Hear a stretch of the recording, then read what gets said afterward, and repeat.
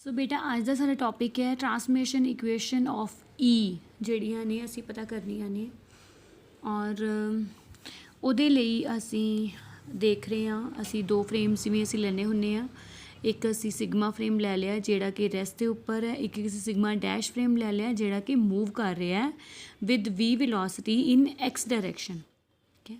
तो फोर्स जी है साड़ी वो जी इक्वेशन है वो असी लिख ली Q not E plus V cross B you are well known with this. तो असी ये लै रहे हैं कि जो टेस्ट चार्ज है Q नॉट जोड़ा असी लै रहे हैं जिहदे उपर असी फोर्स देखनी है भी कितनी लग रही है ये रेस्ट के उपर है जोड़ा फ्रेम मूव कर रहा वो ठीक है। तो ये जोड़ा ये रेस्ट के उपर है बट जदों अगर असी इस फ्रेम चो देखांगे क्योंकि ये वाला फ्रेम भी मूव कर रहा है ये वैदर के रेस्ट के उपर है पर फिर भी सानू ये लगेगा कि जो Q नॉट है वो मूव कर रहा है विद V वेलोसिटी जिन्नी वेलोसिटी नाल फ्रेम मूव कर रहा है उन्नी वेलोसिटी दे नाल ही सानू लगेगा कि जोड़ा साडा Q नॉट है वो भी मूव कर रहा है। तो क्योंकि जी ओदी वेलोसिटी है वो एक्स डायरैक्शन की तरफ है असी एक्स डायरैक्शन वाला केस लैने हैं तो V जोड़ा उसे VI जोड़ा तुसीं लिख सकते हो। तो अगर V जोड़ा VI है तो असी जस्ट सिंपली असी सिर्फ यही वाला पार्ट अगर असी कैलकुलेट करिए V क्रॉस B तो ये साढ़े को आंदा है VI मल्टीप्लाई बाय B के अगे असी जो तीनों पार्ट्स ने तीनों कंपोनेंट्स वो असी लिख ले हुए हैं और जदों असी ये क्रॉस मल्टीप्लीकेशन करते हैं I क्रॉस I 0 हो जाता है पार्ट I क्रॉस J ये थोड़ा K हो जाऊगा वो साढ़े को आऊगा V और वो BY और नैक्सट है गया I क्रॉस K। तो I क्रॉस K क्योंकि ये उल्टी डायरैक्शन दे विच है ना तो इसलिए ये माइनस J जोड़ा ये साढ़े को आएगा माइनस J V BZ ये तुहानू पता ही होना भी ये क्लॉकवाइज जोड़ा रूल है वो चलता है जिमें I J और K है ना I क्रॉस J K हुंदा है J क्रॉस K I हुंदा है ते K क्रॉस I जोड़ा वो J हुंदा है। बट अगर I क्रॉस K हो गए मतलब उल्टा डायरैक्शन दे विच आ जाओ तो फिर नैगेटिव साइन जोड़ा वो लगता है। तो इस चीज़ में तुसी डिटर्मिनेंट नाल भी जिवें उस मैथड नाल भी जिहड़ा वा तुसी सॉल्व कर सकते हो जिहदे विच तुसी लिख सकते हो इनू इत्थे I J K लिख सकते हो। तो पहले वाला तुहाडा V है ठीक है तो V इन तुसी लिख सकते हो V 0 0 और इधर तुसी लिख सकते हो BX BY और BZ इस तरह करके तुसी डिटर्मिनेंट सॉल्व करोगे तो भी तुहाडा यही वाला जिहड़ा है वो आएगा।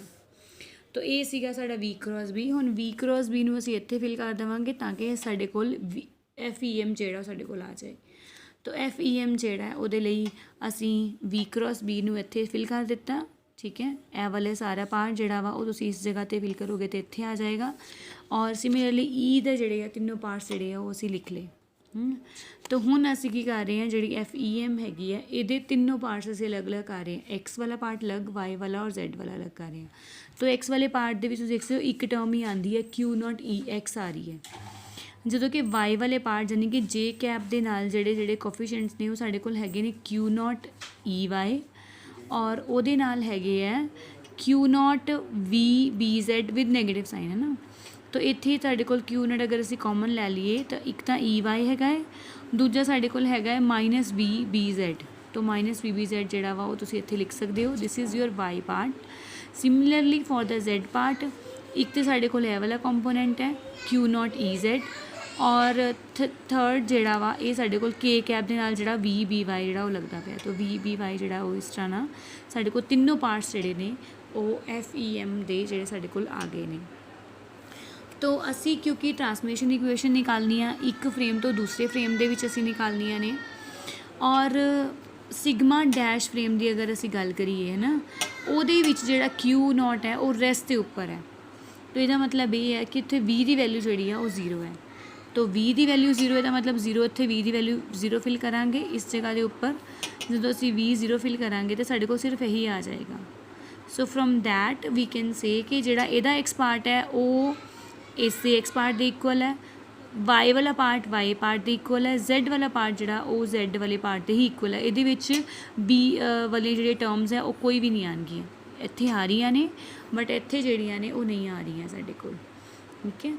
ਤੋ ਅਸੀਂ ਪਿੱਛੇ ਇੱਕ ਆਰਟੀਕਲ ਕੀਤਾ ਸੀ ਜਿਹਦੇ ਵਿੱਚ ਅਸੀਂ ਟਰਾਂਸਮਿਸ਼ਨ ਇਕੁਏਸ਼ਨ ਨਿਕਾਲੀਆਂ ਸੀ, ਈ ਦੀਆਂ ਅਸੀਂ ਨਿਕਾਲੀਆਂ ਸੀ। ਉਦੋਂ ਅਸੀਂ ਜਿਹੜਾ ਵਾ ਲੋਰੈਂਸ ਫੋਰਸ ਨਹੀਂ ਲਈ ਸੀ, ਸਿੰਪਲ ਅਸੀਂ ਤਾਂ ਇਲੈਕਟ੍ਰਿਕ ਫੀਲਡ ਜਿਹੜਾ ਵਾ ਉਹ ਲਿਆ ਸੀਗਾ। ਤੋ ਈ ਐਕਸ ਡੈਸ਼ ਨੂੰ ਅਸੀਂ ਈ ਐਕਸ ਦੇ ਇਕੁਅਲ ਕੀਤਾ ਸੀ ਉਦੋਂ, ਈ ਵਾਈ ਡੈਸ਼ ਨੂੰ ਅਸੀਂ ਗਾਮਾ ਈ ਵਾਈ ਕੀਤਾ ਸੀਗਾ, ਔਰ ਈ ਜ਼ੈਡ ਡੈਸ਼ ਨੂੰ ਅਸੀਂ ਗਾਮਾ ਈ ਜ਼ੈਡ ਕੀਤਾ ਸੀਗਾ। ਹੁਣ ਇਹਨਾਂ ਇਕੁਏਸ਼ਨਸ ਨੂੰ ਹੀ ਯੂਜ਼ ਕਰਕੇ ਅਸੀਂ ਜਿਹੜੀਆਂ ਵਾ ਫਰਦਰ ਜਿਹੜੀਆਂ ਟਰਾਂਸਫਰਮੇਸ਼ਨ ਇਕੁਏਸ਼ਨ ਨੇ ਉਹ ਨਿਕਾਲਣੀਆਂ ਨੇ। ਤੋ ਤੁਸੀਂ ਇੱਥੇ ਦੇਖ ਸਕਦੇ ਹੋ, तो अगर तुसी जस्ट ए वाली इक्वेशन देखते हो Q not E X dash is equal to Q not E X, इतों तुसी निकाल सकते हो भी ई एक्स डैश जिहड़ा वा वो तुहाडे ई एक्स दे इक्वल है ना। तो यही जिहड़ा वा पार्ट है वो मैं इत्थे लिखिया होया तुहाडा E X dash is equal to E X. Further अगर असी वाई वाला जिहड़ा वा वो देखिए एफ डैश जिहड़ा ई एम वाई वाला पार्ट है वो तुहाडे कोल हैगा gamma F E M Y, ठीक है। तो ये जिहड़ा गामा जिहड़ा एफ ई एम वाई हैगा वा ना वो जिहड़ा है वो तुहाडा आंदा है gamma E Q not E Y minus B Z. ये वाला जिहड़ा ये असीं हुणे एक्सप्रैशन निकालिया है तुहाडा, ये वाला एक्सप्रैशन हैगा तुहाडा वाई वाला एक्सप्रैशन, और वाई वाले नूं तुसीं क्यू नॉट ई वाई भी लिख सकते हो, ये असीं हुणे देखिया पिछे। तो इन्हां दोनों के उपरों असी ई वाई डैश वाली जी ट्रांसमिशन इक्वेशन है वो निकाल लैनी है, क्यू नॉट जो कैंसल हो जाएगा। सिमिलरली अगर असी जैड वाले पार्ट के लिए करिए थर्ड इक्वेशन ले लीए, इनू असी लिख सकते हैं Q not E Z dash, ठीक है, क्योंकि ये वी जी वो जीरो है असी की हुई है, बट इधर जी वो वी जीरो नहीं हैगी, तो वी इधर जो कॉन्ट्रीब्यूशन वाला पार्ट है वो साढ़े कोल आएगा। तो ये वाला जिहड़ा पार्ट है असी ये निकाल चुके हैं कि एफ ई एम जैड जिहड़ा वा साढ़े कोल हैगा Q not E Z plus V B Y, वो असी इत्थे फिल कर दिता। इत्थों साढ़े कोल ई जैड डैश की जिहड़ी इक्वेशन है वो साढ़े कोल आंदी है।